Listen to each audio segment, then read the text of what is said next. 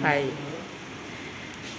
നമ്മളെ ചെറുപ്പകാലത്തിട്ട വസ്ത്രം വലിയ ആവണ സമയത്ത് നമ്മൾ ഇടൂല അല്ലേ?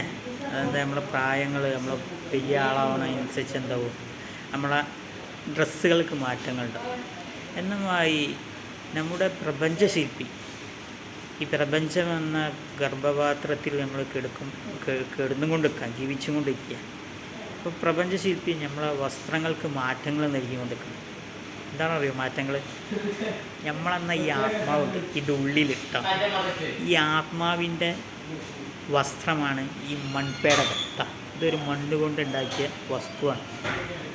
ഭൂമിയിൽ നിന്നും മണൽ കൊണ്ടുണ്ടാക്കിയ ഒരു മെറ്റീരിയലാണ്. ഇതിൻ്റെ വസ്ത്രമാണ് ഇത് നമ്മളൊക്കെ ഒരു പ്രായത്തിൻ്റെ 16 അല്ലെ 15 അല്ലെ ചെറുപ്പകാലം നമ്മൾ നോക്കിയാൽ മതി, നമുക്ക് എത്രത്തോളം നമ്മൾ മാറിയിരിക്കണല്ലേ. അപ്പോൾ നമ്മളോരോ വസ്ത്രങ്ങളിലും എന്താക്കാണ്, നമ്മളോരോ പുനർജന്മങ്ങൾ ഉണ്ടാവാം അല്ലേ. നമ്മൾ പഴയ ജന്മങ്ങളിലൊക്കെ എന്തായി മരണപ്പെട്ട് പുതിയ പുതിയ ജന്മങ്ങളിലേക്ക് വന്നുകൊണ്ടിരിക്കുക.